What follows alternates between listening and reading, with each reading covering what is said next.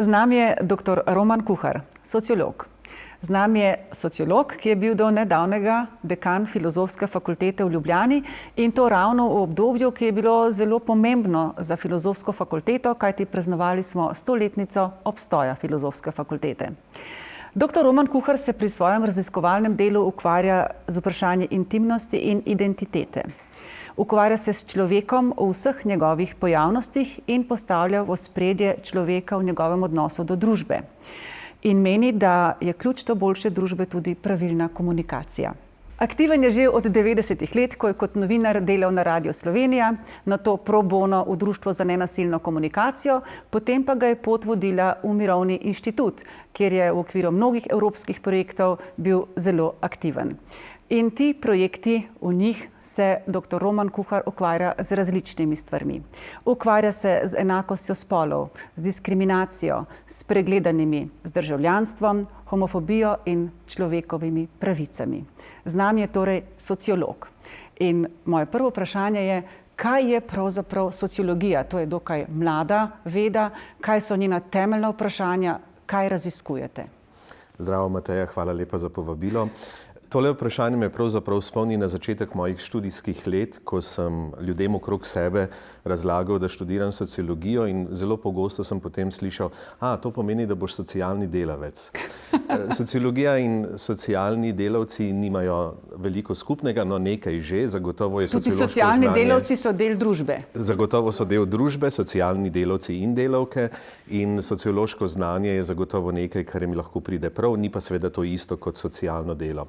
Tako kot si rekla, sociologija je relativno mlada veda, nekje v sredini 19. stoletja je bila utemeljena, ukvarjamo pa se na splošno rečeno preprosto z družbo, z družbenimi odnosi, z družbenimi relacijami, s tem, kako se vzpostavlja družbeni red, kako se družba spreminja, z družbenimi institucijami, to je velika tema v sociologiji, vse od družine do religije, do medijev in tako naprej. Skratka, sociologija je precej razpršena in se ukvarja zelo različnimi vprašanji.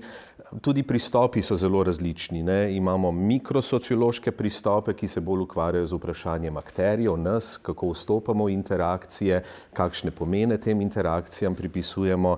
Simbolični interakcionizem je recimo ena teoretska perspektiva, ki je znotraj sociologije zelo pomembna. Na drugi strani imamo potem bolj makro pristope, kjer se ukvarjamo s sistemi, na to, kako sistem vpliva na življenje, kako se spreminjajo in tako naprej.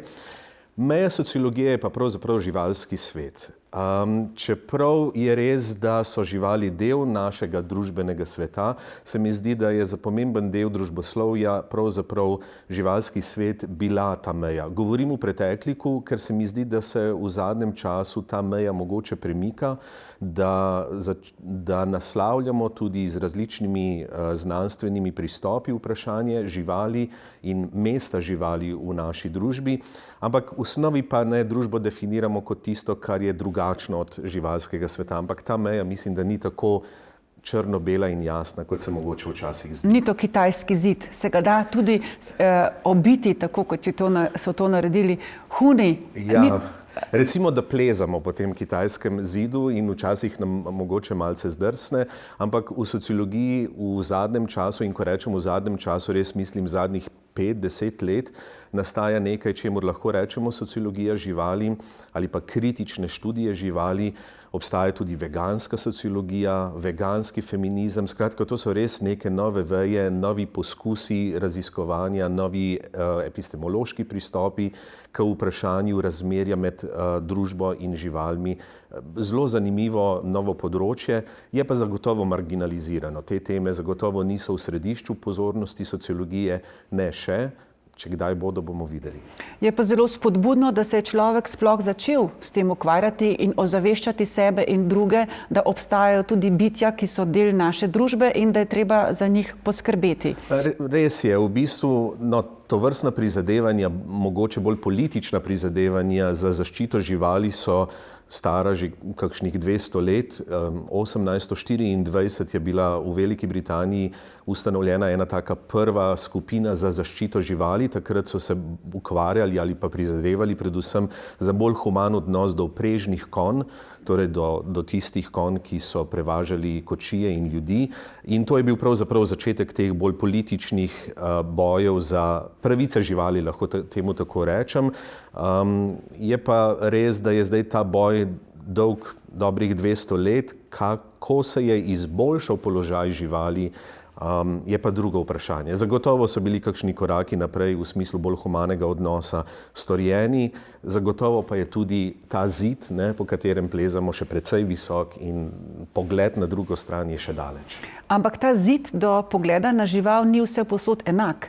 Na kaj vpliva naš pogled na živali? Da imamo nekaj kot lepo žival, koristno žival, sveto žival, torej kaj vse lahko vpliva na naš pogled na žival?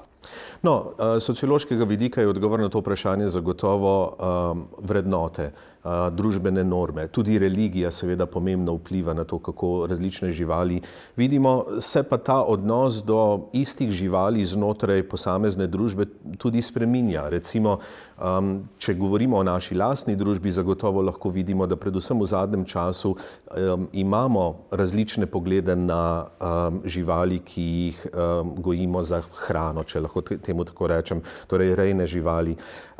Nekateri te živali jedo, se z njimi prehranjujejo, nekateri menijo, da je to popolnoma nesprejemljivo in to je znotraj iste družbe pravzaprav diametralno nasprotni pogled na isto žival, na kravo, prašiča in tako naprej. Se mi pa zdi, da se skozi žival lahko ali pa skozi odnos do nekega živalskega sveta kaže tudi naš odnos do sočloveka. Recimo, če pomislimo, kaj se je dogajalo v času, ko so v Ljubljani gradili islamski center, mislim, da vsaj dvakrat, če ne večkrat, se je na tistem gradbišču znašla prašičja glava. Vemo, da muslimani ne jedo svinjine in to je bil seveda zelo jasen znak nestrpnosti in izključevanja tistih, ki so to naredili, do naših sodržavljanov, sodržavljank, ki živimo na istem prostoru. In skozi neko tako gesto odnosa do živali, se mi zdi, da smo kot družba pravzaprav padli na izpitu, pokazali, kako nestrpni smo, kako je ta socialna distanca med nami pravzaprav velika. Socialna distanca je v sociologiji pomembno vprašanje. Merimo ga ponavadi, koga ne želite imeti za soseda.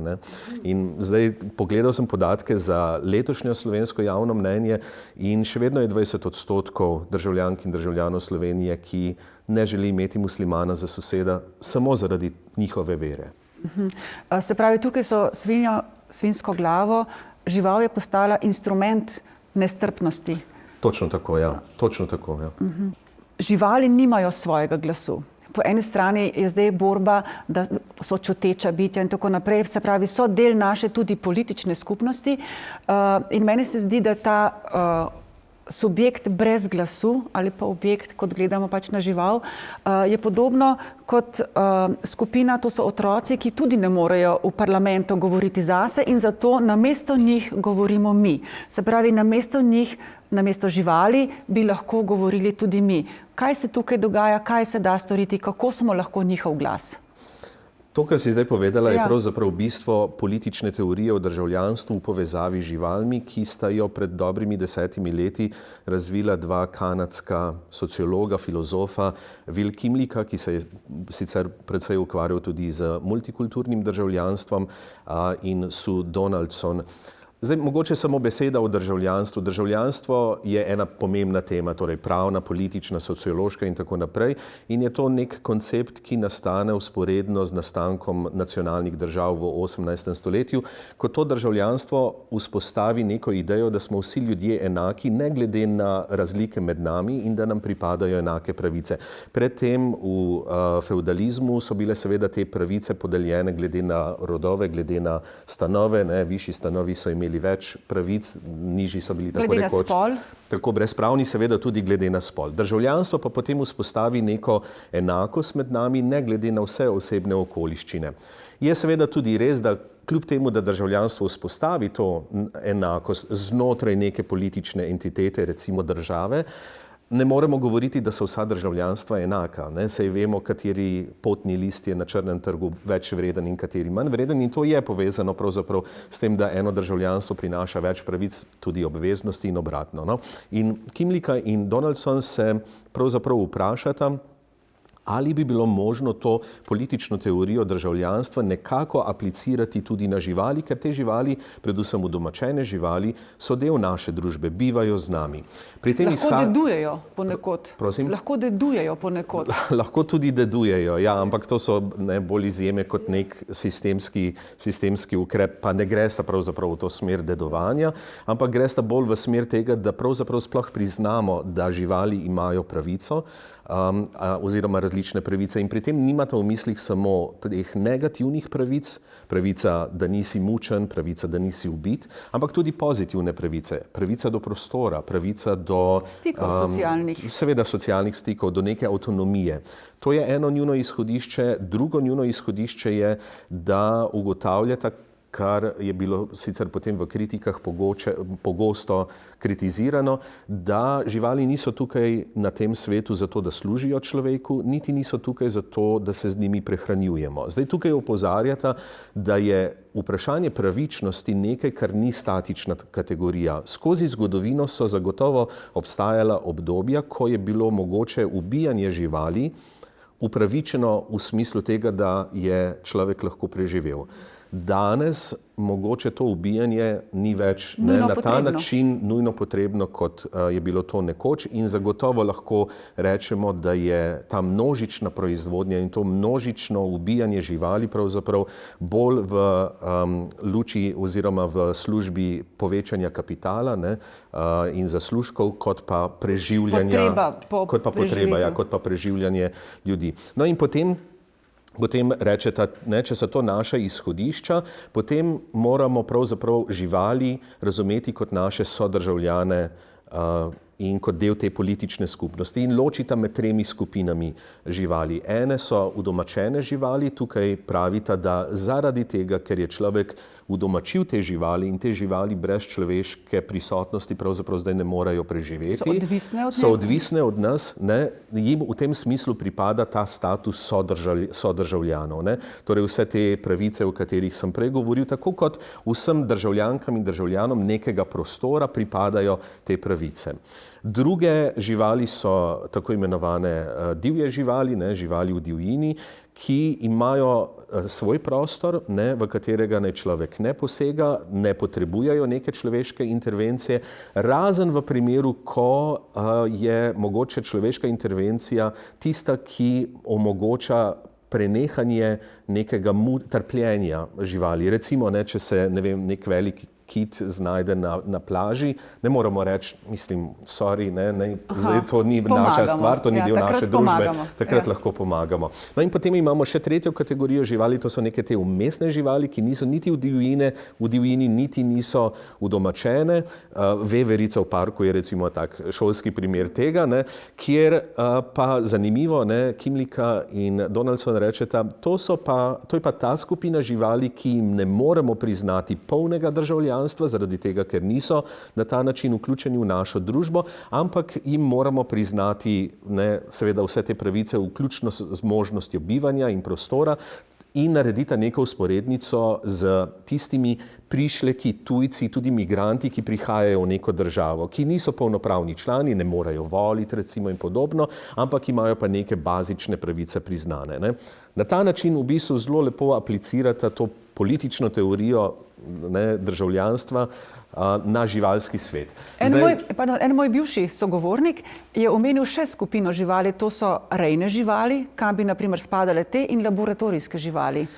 Rejne živali po njuni interpretaciji spadajo v to prvo skupino. Ja, laboratorijske živali, mislim, da jih pravzaprav naj ne bi bilo, po tej logiki. Jih odmislita in jih si predstavljate, da jih v prihodnje ne bi bilo. Ja, zato ker je to pravzaprav neka osnovna kršitev njihove avtonomije na nek način. To je zdaj seveda na ravni neke teoretske razprave. Seveda je bila ta razprava prelomna, zagotovo. Prelomno je bilo tudi to, da se je s tem vprašanjem ukvarjal recimo nekdo, kot je Will Kimlika, ki je priznan znanstvenik na področju državljanskih študij. Sej je bila ta študija seveda, oziroma ta razprava, kot sem rekel, deležna tudi številnih kritik, ki so šle predvsem v smer tega, da človeške vrste ne moremo popolnoma izenačiti živalsko vrsto, da je tukaj ključna razlika in ta je, da živali ne morejo stopiti iz svojega centra in pogledati nase od zunaj, kar človek lahko in kar je pravzaprav osnova nekega moralnega delovanja. Ampak vendarle, se mi zdi, da s takimi razpravami, seveda tudi političnim bojem različnih nevladnih organizacij, plezamo po tistem zidu in premikamo te stvari naprej. Zdaj ste govorili o živalih tako v širšem smislu, kot državljani. Živali seveda pri nas v zahodnem svetu gledamo tudi kot živali, kot del družine. Ali so živali enakopravni člani družine? Kako gledate na njihovo vlogo v družini? Ja, to je zelo zanimivo vprašanje. Zaradi tega, ker je družina ena zelo pomembna sociološka tema, s tem se res veliko ukvarjamo. V pravnem smislu je odgovor seveda ne. Te živali v tem smislu niso enakopravni člani naše družine. Ampak če pogledamo nekoliko širše sociološko, je pa res, da na področju raziskovanj družin in družinskega življenja ugotavljamo neko pluralizacijo družinskih oblik. To pomeni, da danes ne živimo v enem tipu družine, ampak živimo v zelo različnih družinskih skupnostih in da se razumevanje družine pravzaprav premika od bioloških povezav k bolj skrbstvenim povezavam. Bom pojasnil, kaj s tem mislim. Včasih je veljalo, da je družina prav osnovna družbena celica, kjer obstaja biološka povezava med staršem in otrokom. Oče zaplodi, mati rodi in kar se rodi je otrok in to je družina. Ja. In seveda take družine, take nuklearne družine zagotovo obstajajo, ampak danes imamo seveda tudi veliko reorganiziranih družin, posvojiteljskih družin, tudi istospolne družine in tako naprej. In to vpeljuje v ta prostor neke nove oblike bivanja, ki niso več utemeljene na bioloških povezavah ali pa te niso ključne, ampak tisto, kar je ključno, kar dela družino, je pravzaprav skrbstveni odnos med odraslo osebo in otrokom, recimo, ki potrebuje to skrb, ali pa starejšo osebo, ki prav tako potrebuje skrb. In po tej logiki bi lahko rekli, tudi žival je del naše družine, zaradi tega, ker potrebuje skrb in če imamo tukaj neko skrbstven odnos, če ta žival ni zunaj navezana na neko verigo, potem zagotovo bi lahko rekli, da so tudi živali družinski člani. Moji dve psički doma sta absolutno zelo pomembni člen najine družine. To bi bilo tudi moje vprašanje, kako je živeti z dvema psičkama, kako ste prišli do teh dveh psičk, ampak še malo na to temo žival kot družinski član. Po eni strani, čeprav to zares niso, pa po drugi strani imajo neke atribute, da so v družini. Prav tako imajo potni list, da potujejo z nami. In tu je ta skrbstveni element, skrbimo, da so zdrave. Jih vozimo tako kot otroke k pediatru, jih vozimo k veterinarju. Se pravi, veliko je teh atributov, ki jih določajo, da so del družine. Ja, ampak kaj je pravzaprav družina, je pogosto odvisno tudi od tega, kako posameznik razume družino. Ker včasih tudi rečemo za prijatelje, oni so moja družina. In v bistvu jih razumemo kot neke družinske člane, čeprav ne gre za to klasično družino. Jaz mislim, da tukaj seveda veliko pove odnos družbe do družine. Jaz sem bil malce negativno presenečen, hkrati je pa to pravzaprav zelo povedno, da v slovensko Ikejo ne smeš iti s psičkom. V Italiji in Avstriji v Ikejo lahko greš s psičkom in na spletni strani je pojasnjeno, da so naredili raziskavo med kupci in da je večina bila proti temu, da bi lahko bile domače živali oziroma psički v tem primeru tisti, ki vstopajo v trgovino. To nekaj pove o naši družbi in nekaj pove tudi o naših dveh sosednjih družbah oziroma državah, kjer je to različno. Jasno je, saj sam nisem slišal še za nobeno nesrečo ali pa kakšno situacijo, kjer bi prisotnost recimo psa v trgovini povzročila neke negativne posledice, ampak to je bila, kot razumem iz te ankete, med slovenskimi kupci skrb, da bi lahko pes napadel otrok ali pa kaj podobnega.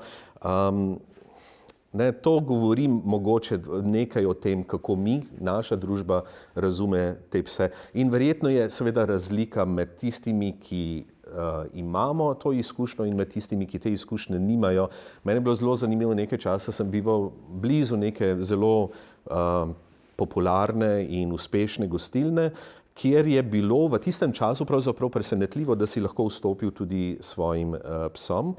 In ko sem enkrat vprašal, kako da oni to dovolijo, ker glavnina restauracij takrat pa še dan danes tega pravzaprav ne dovoljuje, je bil odgovor jasen. Lastnik je bil ljubitelj psov in je razumel pravzaprav, ne, da prisotnost enega psa tam pod mizo nikogar ne ogroža. Ne.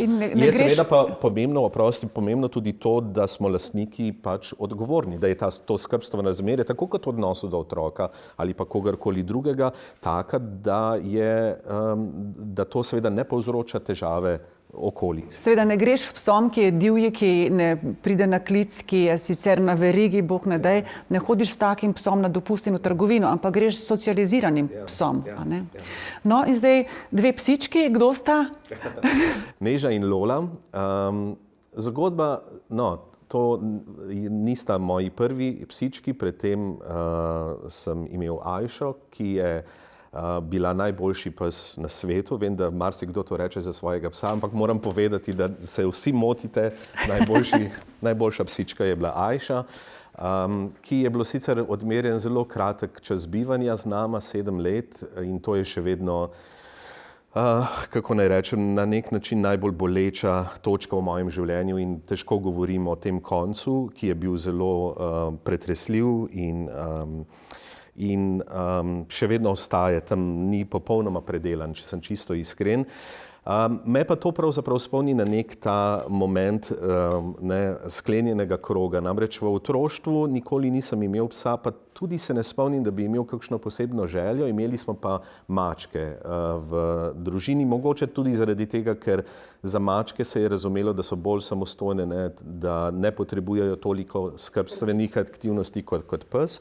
Ampak hkrati sem živel ob očetu, ki je bil zelo proti temu. Ne zaradi tega, ker bi sovražil živali ali pa ne bi imel odnosa, ampak ravno nasprotno.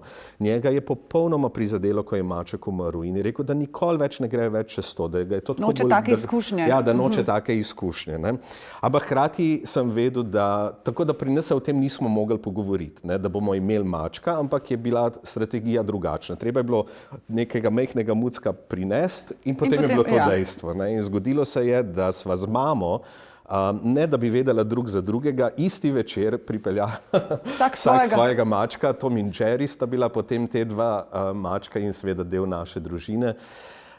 Do tega prvega psa sem pa pravzaprav prišel po neki, težko rečem, da je bila to bolezen, ampak v bistvu se je v nekem trenutku nekega res precej velikega stresa zgodilo, da je moj levi ravnotežnostni organ prenehal delovati. Bil sem na nekem vlaku na poti v Budimpešto, to je bila kar grozna izkušnja, zaradi tega, ker ko se to zgodi, bruhaš in na zunaj izgleda, kot da si malce pijan. Ne? In tako so me tudi obravnavali pravzaprav na vlaku. Ko sem prispel v Budimpešto, sem se tako rekoč skotalil tam z tega vlaka, potem so rešilca poklicali in da ne govorim cele te zgodbe, nič niso uspeli odkriti, ne? Razen zdravnica rekla, ja, očitno je bil stres tako hud, ne, da se je mogoče to zgodilo, imamo take primere in vsi so mi takrat rekli, pa dajte si nabaviti enega psa, ne? Dajte malo manj delati, dajte se malo ne biti pod takim stresom. Nihče mi ni povedal, da ko imaš psa, da to pomeni še veliko dodatnega dela pravzaprav, no, ampak to je bila zagotovo najboljša odločitev v mojem življenju. Takrat sem živel v bloku v Ljubljani že nekaj časa, poznal sem svoje sosede na dober dan, kako ste in adijo. Potem, ko sva dobila tega psa, sva pa kar naenkrat dobila tudi ta krog prijateljev, pasih prijateljev, ne, zelo razširil in še vedno smo v stiku z njimi, tako da si zdaj ne znam predstavljati pravzaprav življenja brez štirinožcev. Brez štirinožcev. No, to naj bo tudi najna zaključna misel, da je življenje veliko lepše, če imamo ob sebi žival, pa naj so to kužki, mucki ali kače ali karkoli. Zmanjšuje stres, morda poveča, morda imamo več skrbi zaradi tega, ampak to so lepe skrbi, ki so poplačane z zlatom. Absolutno podpišem. Ok, hvala lepa. Hvala tebi.